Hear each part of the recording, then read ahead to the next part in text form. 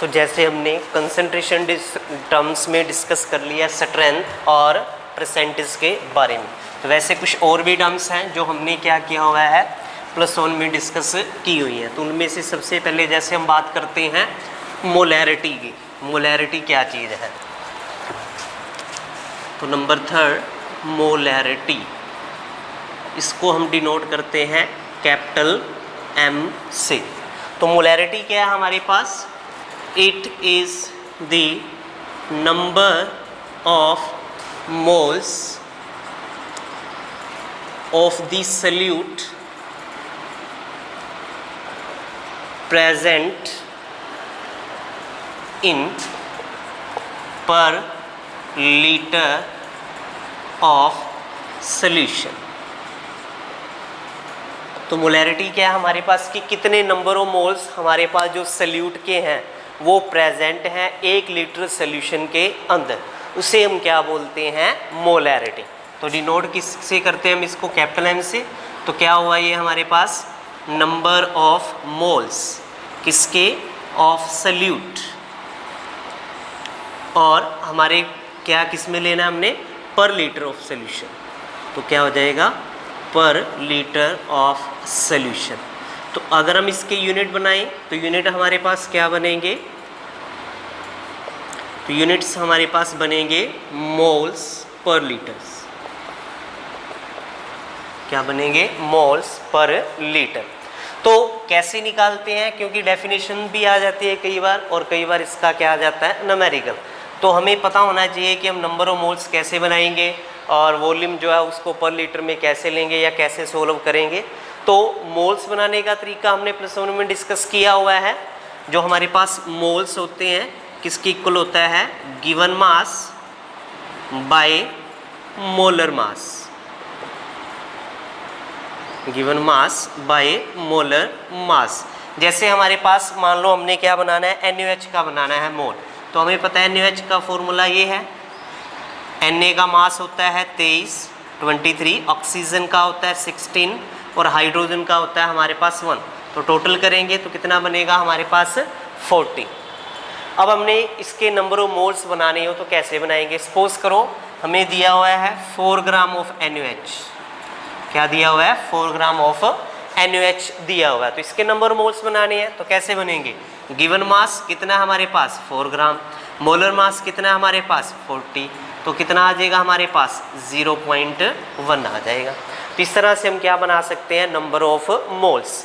फिर हमें क्या करना होता है? वॉल्यूम जो है सोल्यूशन का वो लेना होता है लीटर्स में। हमें ज़्यादातर जो दिया होता है वो वॉल्यूम दिया होगा मिलीलीटर्स में।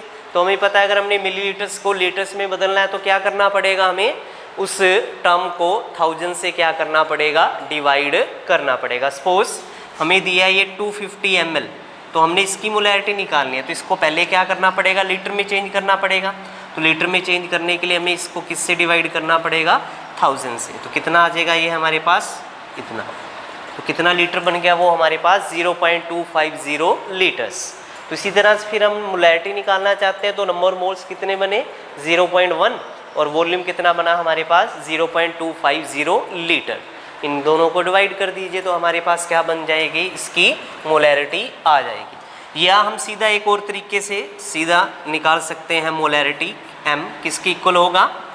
W यानी गिवन मास बाय M यानी molar mass into 1000 by volume. तो इससे भी हम क्या कर सकते हैं? मोलैरिटी निकाल सकते हैं। W यहाँ पे हमारे पास क्या है? Given mass, M molar mass. 1000 हमने क्यों बनाया है? क्योंकि हम वॉल्यूम को सीधा एज इट मिलीलीटर में पुट करके सीधा सोल्व कर सकते हैं। जैसे कि ये हमारे पास एग्जांपल गिवन ही है कि हमने 4 ग्राम NaOH को 250 ml वाटर के अंदर डाला तो इसकी मोलैरिटी कितनी बनेगी? तो क्या करेंगे हम? कितना गिवन मास है? 4 ग्राम। मोलर मास कितना है? 40 और वॉल्यूम कितना है हमारे पास? 250। तो हम इसको क्या कर देंगे?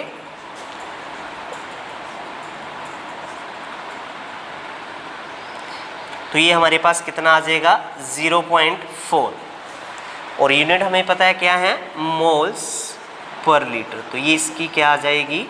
मोलैरिटी आ जाएगी। तो इस तरह से हम क्या कर सकते हैं, मोलैरिटी भी निकाल सकते हैं। कई बार डेफिनेशन पूछ लेते हैं और कई बार इस बेस पे न्यूमेरिकल भी पूछ लेते हैं। तो ये तो सिंपल सा है। कई बार इसके इक्वेशन बेस पे मान लो हमारे पास दो सोल्यूशन है ए और बी, दोनों सेम सोल्यूशन सेम सब्सटेंस के हैं, जैसे HCl की मान लो, तो हमने क्या कर दिया, उन दोनों को मिक्स कर दिया। तो हमें क्या था, एक की मोलैरिटी क्या है, नॉन थी, दूसरे की हमें नॉन नहीं है। तो हम उसको निकालना चाहिए तो हम इस इक्वेशन से निकाल सकते हैं, M1V1 is equal to M2V2। ठीक है, हमें पहले सॉल्यूशन की भी मोलैरिटी पता है, ठीक है, और वॉल्यूम भी उसका पता है, लेकिन दूसरे वाला जो उसकी मोलैरिटी हमें पता नहीं है पर वॉल्यूम हमें पता है। तो हम इसका यूज़ ज़्यादातर करते हैं केमिस्ट्री के प्रैक्टिकल के अंदर टाइट्रेशंस के लिए। तो वहाँ पे हम अगर हम दूसरे सॉल्यूशन की मोलैरिटी निकालना चाहें तो वो हम इस इक्वेशन से निकाल सकते हैं। ठीक है, इसी तरह से मान लो अगर हमारे पास दो सॉल्यूशन है ए बी, दोनों क्या हमारे पास सेम सब्सटेंस के हैं और हमने उन दोनों को मिक्स कर दिया। मिक्स करते ही क्या हो जाएगा, वो एक नया सॉल्यूशन बन जाएगा। नया सॉल्यूशन बन जाएगा तो उसकी मोलैरिटी क्या हो जाएगी, चेंज हो जाएगी। तो अगर हम वो मोलैरिटी कैलकुलेट करना चाहते हैं तो उसके लिए भी हमारे पास एक फॉर्मूला है, क्या, M1V1 प्लस M2V2 किसकी इक्वल हो जाएगा, नया सॉल्यूशन बनेगा, उसका क्या हो जाएगा, मोलैरिटी M3 वॉल्यूम V3। और अगर हम इसका क्या निकालना चाहते हैं, मोलैरिटी निकालना चाहते हैं, तो क्या हो जाएगा, M1V1 M2V2 बाई क्या आ जाएगा, हमारे पास V3 आ जाएगा। तो M1V1 हमें पता ही है, पहले जो हमारा सोल्यूशन हमने ऊपर मेंशन किया हुआ है, इसकी मोलैरिटी इतनी है, वॉल्यूम इतना है, ठीक है, दूसरी सोल्यूशन की मोलैरिटी इतनी है और वॉल्यूम इतना है। और V3 हमारे पास क्या होगा, V3 हमारे पास होगा V1 प्लस V2, क्योंकि वॉल्यूम तो चेंज नहीं करेगा, वॉल्यूम तो उतने का उतना ही रहेगा, हाँ मोलैरिटी जरूर चेंज कर जाएगी। इसलिए हम इस फॉर्मूले से उस सोल्यूशन की मोलैरिटी को कैलकुलेट कर सकते हैं। तो ये हमारे पास क्या हो जाती है, मोलैरिटी। तो इसी तरह से नेक्स्ट जो कंसंट्रेशन टर्म्स आती है हमारे पास, वो है हमारे पास मोलैलिटी। बिल्कुल मिलती जुलती है मोलैरिटी से, पर थोड़ा सा डिफरेंस भी है इन दोनों में।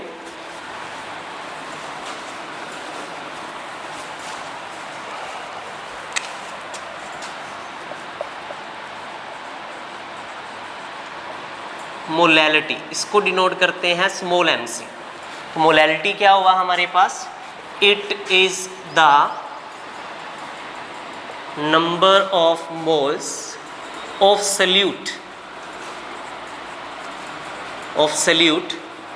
Present in per KG of solvent. बस यहीं से फ़र्क है। मोलैरिटी में हमारे पास था number of mole of the solute present in per litre of solution, पर यहाँ पे क्या हमारे पास पर केजी ऑफ सोलवेंट। तो इतना ही डिफरेंस है इसमें मोलैरिटी और मोलैलिटी में।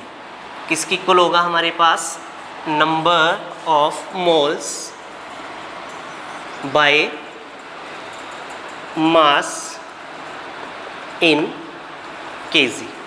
तो अगर हम इसके यूनिट्स बनाएं तो यूनिट्स हमारे पास क्या बन जाएंगे, मोल्स पर केजी। तो इसमें भी हमें क्या करना पड़ेगा, सेम उसी तरह से नंबर ऑफ मोल्स निकालने पड़ेंगे और जो मास है सोलवेंट का वो केजी में लेना पड़ेगा और हम उनको डिवाइड कर देंगे तो हमारे पास क्या बन जाएगी, उसकी मोलैलिटी।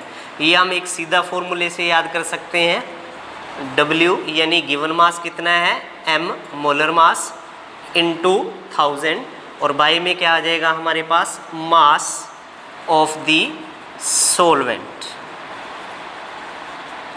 तो इनको हम डिवाइड करेंगे और हमारे पास क्या आ जाएगी, मोलैलिटी आ जाएगी। तो मास ऑफ सोलवेंट कैसे निकालेंगे, क्योंकि हमें तो दिया होगा, वो दिया होगा सोलवेंट का जो वॉल्यूम दिया होगा। तो वॉल्यूम को हम क्या कर सकते हैं, मास में चेंज कर सकते हैं by density equation, rho is equal to mass by volume. Okay, thank you. तो बाकी हम करेंगे कल डिस्कस। Any query?